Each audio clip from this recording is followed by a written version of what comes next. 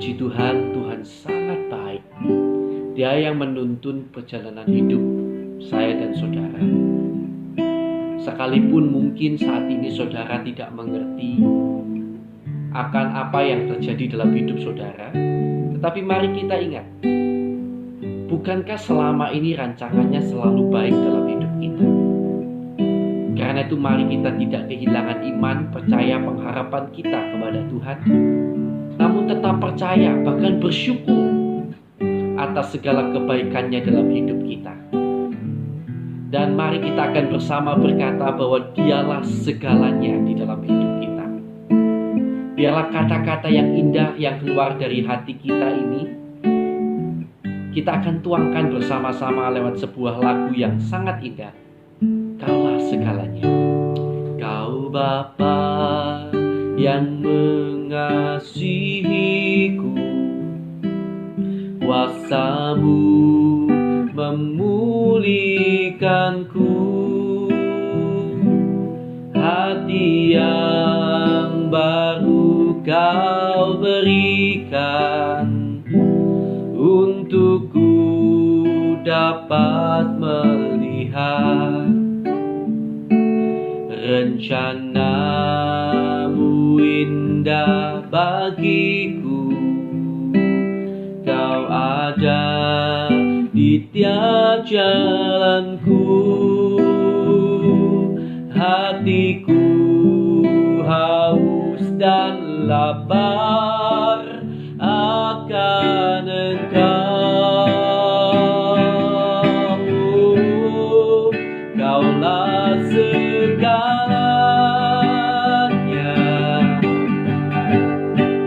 di dalam hidupku. Kerajaan-Mu, kebenaran-Mu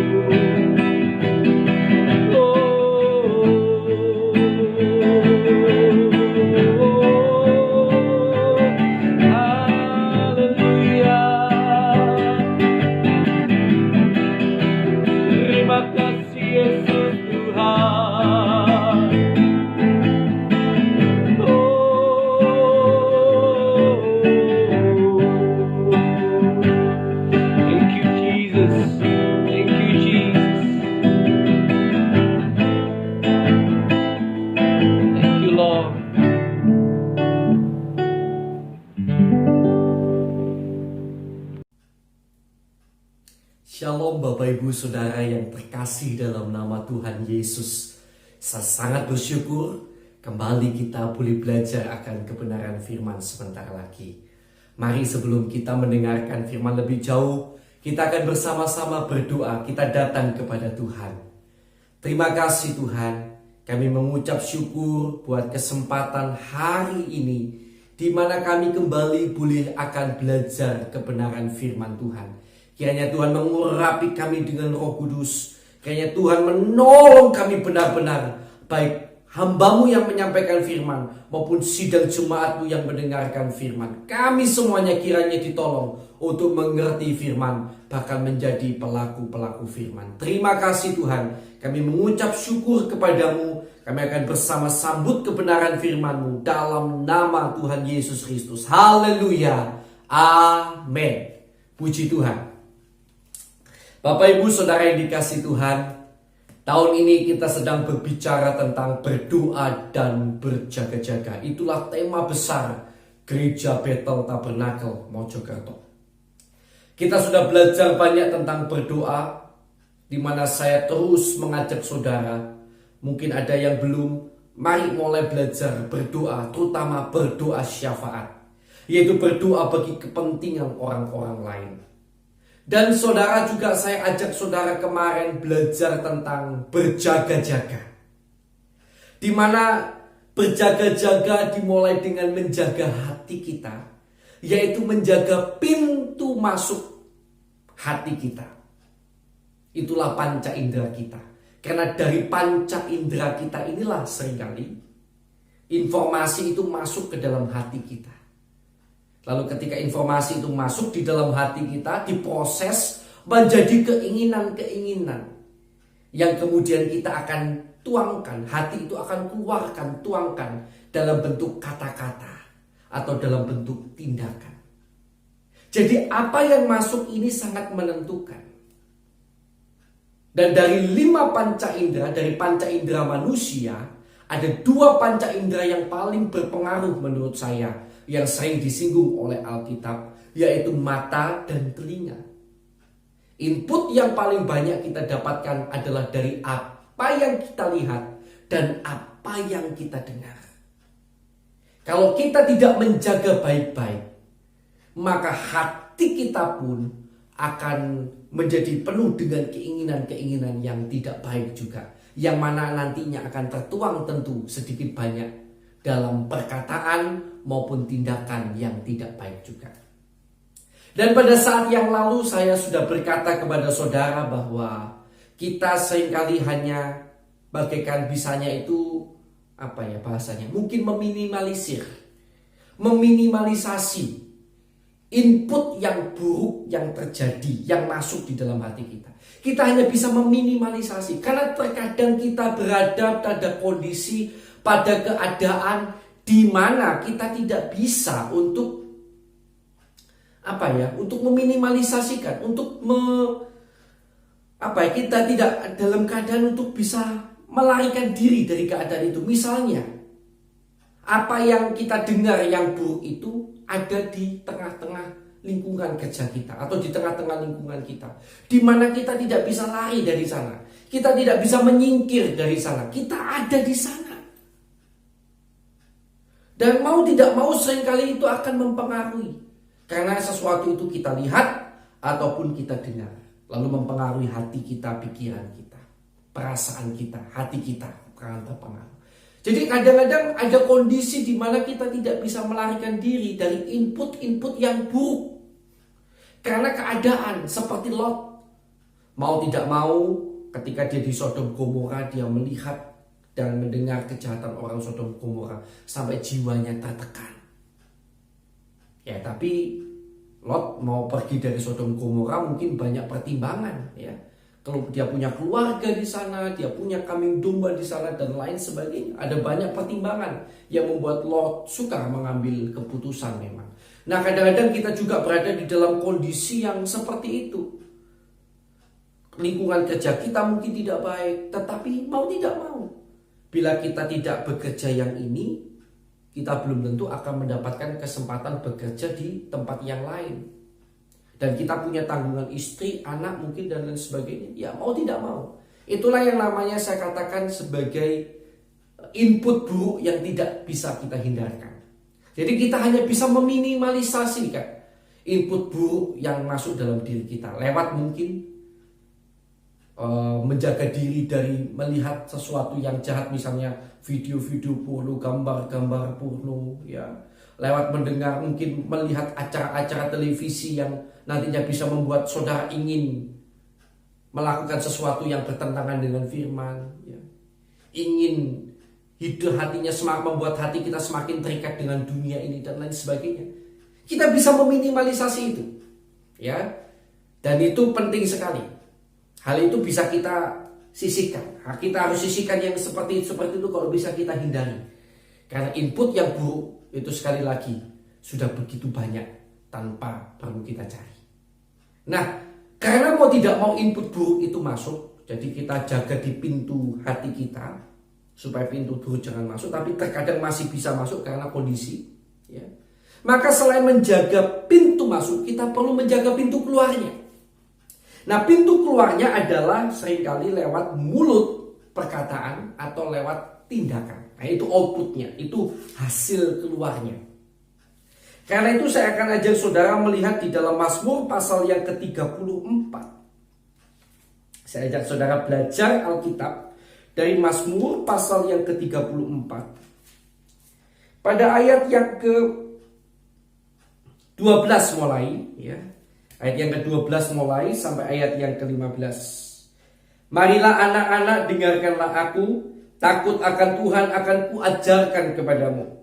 Siapakah orang yang menyukai hidup, yang mengingini umur panjang untuk menikmati yang baik? Ya. Saudara mau umur panjang untuk menikmati apa yang baik? Nah, bagaimana? Ayat 14. Jagalah lidahmu terhadap yang jahat, dan bibirmu terhadap ucapan-ucapan yang menipu. Jauhilah yang jahat dan lakukanlah yang baik. Carilah perdamaian dan berusahalah mendapatkannya. Saudara, dikatakan ayat 14, kalau sekali lagi saudara mau mendapatkan ayat 13, tawaran dalam ayat 13. Maka ayat 14, jagalah lidahmu terhadap yang jahat dan bibirmu terhadap ucapan-ucapan yang menipu. Output dari perkataan. Ayat 15 adalah output dalam bentuk tindakan. Nah, saudara yang dikasih Tuhan, jadi apa yang masuk akan diolah oleh hati kita lalu keluar lewat perkataan maupun tindakan. Nah, kalau saudara mau melihat umur panjang dan menikmati apa yang baik, maka saudara harus jaga lidah. Saudara harus jaga bibir saudara. Kalau saudara ingat, ayat ini pernah dikutip oleh Rasul Petrus di dalam 1 Petrus pasal yang ketiga. Ya, di mana di sana Rasul Petrus memberikan pengajaran yang lebih lengkap lagi, yaitu bahwa secara umum itulah yang akan terjadi. Jadi kalau saudara menjaga perkataan, menjaga lidah dari caci maki, maka secara umum saudara akan menerima apa yang baik. Tapi kemudian dia melanjutkan dalam ayat 14. Tetapi juga ada kemungkinan yang saya mungkin bisa katakan ya kemungkinan kecil yang bisa terjadi juga. Tapi kita tidak boleh lupakan. Yaitu bahwa bisa jadi juga kita sudah melakukan apa yang baik. Kita menjaga perkataan kita. Tetapi yang terjadi dalam hidup kita, yang diizinkan Tuhan yang terjadi dalam hidup kita adalah apa yang buruk. Mungkin penderitaan. Yaitu 1 Petrus pasal 4. Nah, umumnya menikmati hari baik, umur panjang. Tetapi ada kemungkinan juga kecil, walaupun mungkin jarang terjadi, ya. Tapi ada loh. Ya, jadi kita tidak boleh menafikan itu. Justru sehabis kita melakukan apa yang baik, kita mengalami penderitaan. Dan itu adalah karena apa? Karena Tuhan menganggap layak orang itu yang walaupun sudah menjaga perkataan tapi mengalami apa yang buruk. Karena Tuhan menganggap orang itu layak untuk menerima kemuliaan yang lebih besar, yang akan disediakan dan akan diterimanya suatu saat kelak. Tuhan menganggap orang itu layak untuk menerima kemuliaan yang lebih lagi. Lewat penderitaan yang sementara ini. Seolah-olah lewat berkat yang tertunda ini. Atau lewat pertolongan yang tertunda ini. Ada berkat yang lebih lagi. Kemuliaan yang lebih besar. Dia dipandang layak menderita penderitaan karena nama Kristus. Jadi ada itu. Nah, memang menarik sekali firman Tuhan ini mengajarkan demikian pada kita ya. Selalu seolah-olah tidak ada yang absolut, tidak ada yang 100%. Kalau saudara melakukan ini, pasti akan terjadi ini. Seringkali kita tidak menemukan hal itu di dalam firman. Tetapi seringkali kita melihat ada bahwa tetap ada kemungkinan kecil terjadi yang sebaliknya.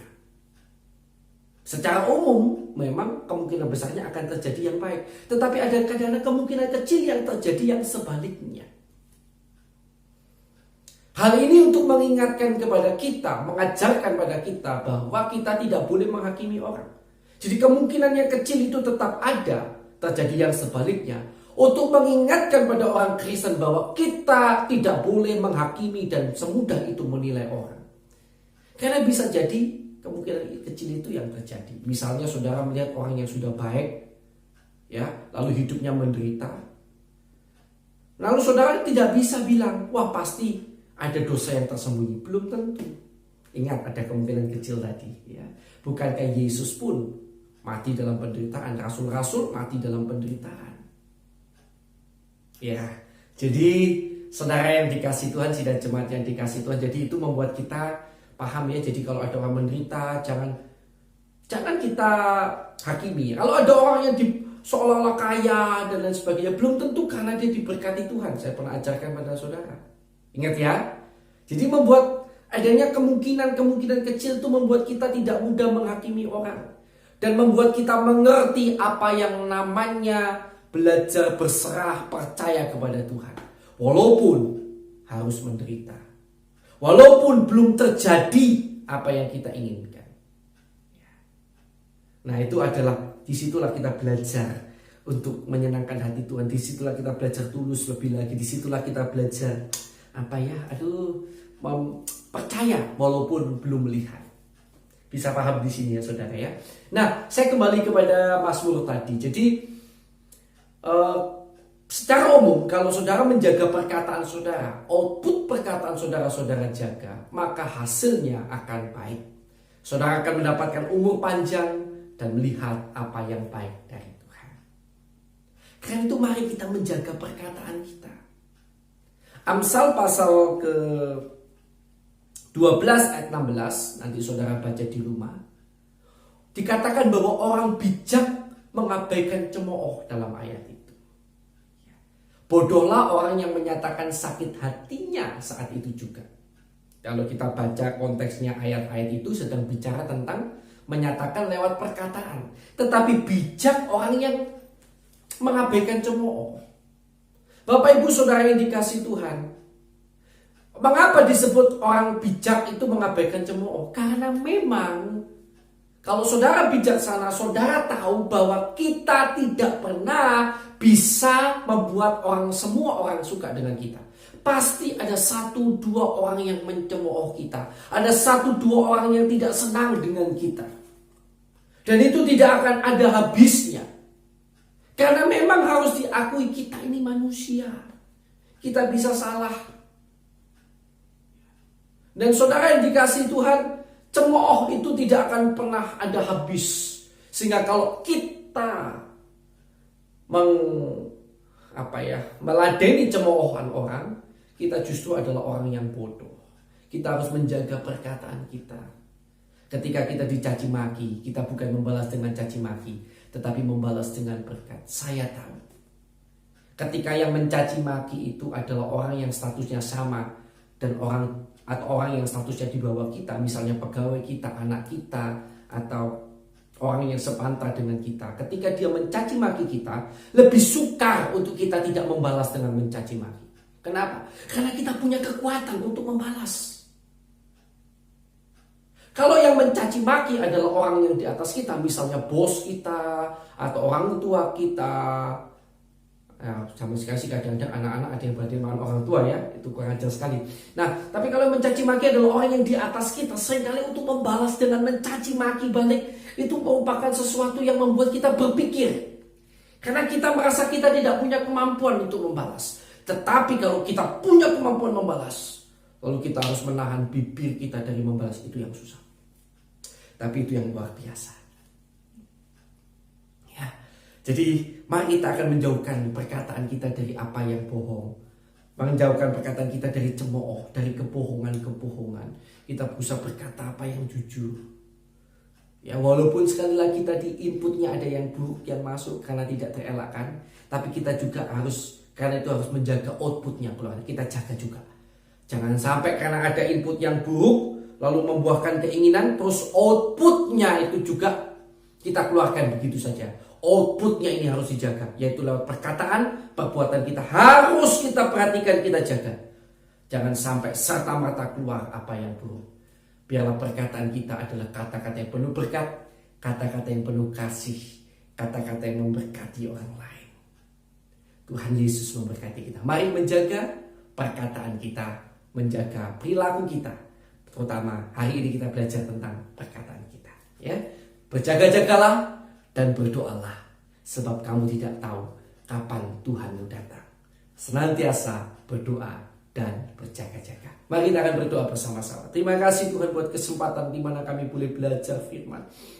Biarlah Tuhan benar-benar menolong kami agar kami mampu menjadi kehidupan yang bukan hanya mendengar firman tetapi melakukan firman, menjadi kehidupan yang mampu menjaga lidah bibir kami dari apa yang jahat di mata pemandangan Tuhan. Terima kasih Tuhan, biarlah mulut kami penuh dengan pujian, hormat, kemuliaan bagi nama Tuhan. Biarlah mulut kami penuh dengan berkat kepada sekeliling kami. Tolong kami agar mampu menahan bibir kami dari ucapan yang menipu ataupun perkataan-perkataan yang jahat di mata Tuhan. Terima kasih Tuhan. Dalam nama Tuhan Yesus Kristus kami sudah berdoa dan mengucap syukur. Haleluya. Amin. Tuhan Yesus memberkati saudara.